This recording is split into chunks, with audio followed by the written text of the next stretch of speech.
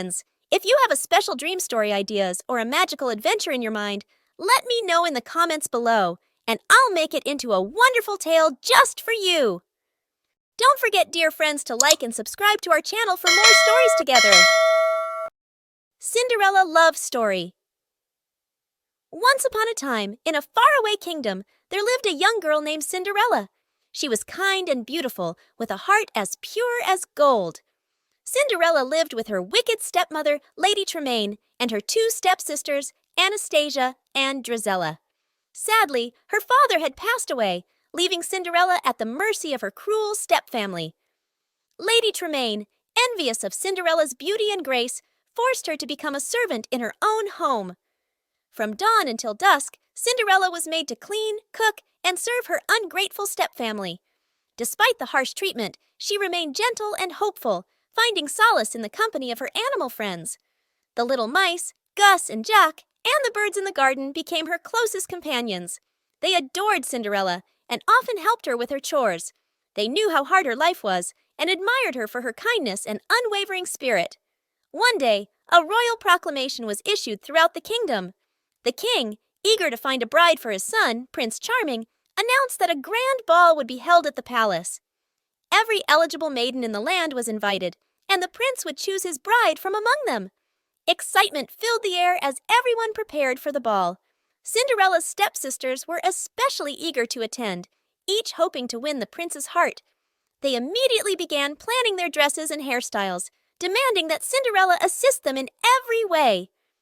Cinderella, too, dreamed of going to the ball. She imagined herself dancing with the prince, wearing a beautiful gown. She even found an old dress that had belonged to her mother, which she planned to alter for the occasion. But when she mentioned her desire to attend, her stepmother laughed cruelly. "You go to the ball?" Lady Tremaine sneered.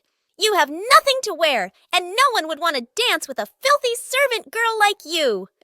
Cinderella's heart sank, but she didn't give up hope. With the help of her animal friends, Cinderella began to work on her mother's dress. The mice and birds gathered ribbons and beads, while Cinderella carefully sewed and mended the gown.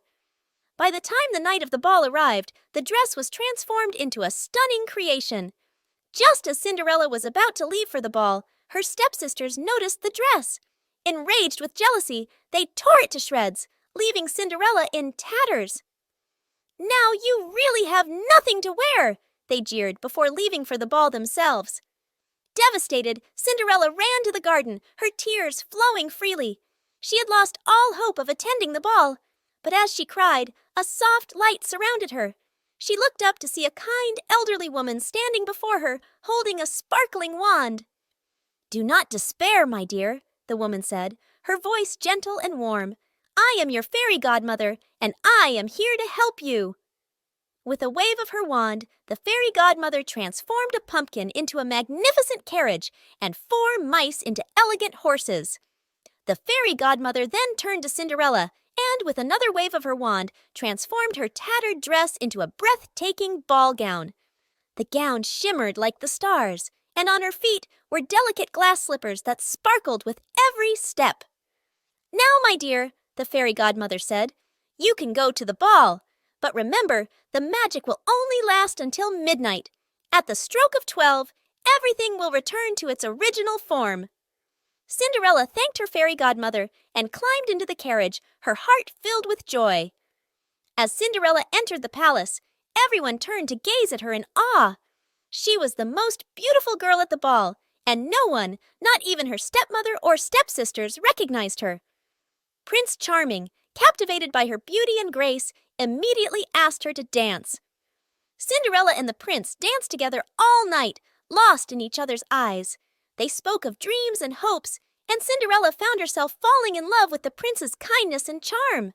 She had never felt so happy in her life. As the night wore on, Cinderella lost track of time. She was so entranced by the prince that she almost forgot about the fairy godmother's warning. But as the clock began to chime midnight, she suddenly remembered. "I must go!" Cinderella exclaimed, pulling away from the prince. Confused and heartbroken, the prince tried to stop her, but Cinderella ran as fast as she could. In her haste, she lost one of her glass slippers on the palace steps, but she didn't stop to retrieve it. Cinderella's carriage raced away just as the clock struck 12. The magic began to fade, and by the time she reached her home, she was once again in her tattered dress, the pumpkin, and mice back to their original forms. All that remained of the night's magic was the single glass slipper she still held in her hand. The next morning, the palace was in an uproar. The prince had fallen in love with the mysterious girl from the ball, but he had no idea who she was. All he had was the glass slipper she had left behind. Determined to find her, the prince declared that he would marry the girl whose foot fit the slipper. The royal servants were sent out across the kingdom, visiting every house to find the slipper's owner. When they arrived at Cinderella's home, Lady Tremaine and her daughters were in a frenzy. Both stepsisters tried to force their feet into the slipper, but it was too small for them. As the servant prepared to leave, Cinderella timidly approached. "May I try it on?" she asked. Her stepmother scoffed, but the servant, following the prince's orders, allowed Cinderella to try the slipper. To everyone's astonishment, the slipper fit Cinderella's foot perfectly. Lady Tremaine and the stepsisters were shocked and furious, but it was too late. The servant knew he had found the prince's bride and immediately sent word to the palace. Cinderella was taken to the palace, where Prince Charming was waiting.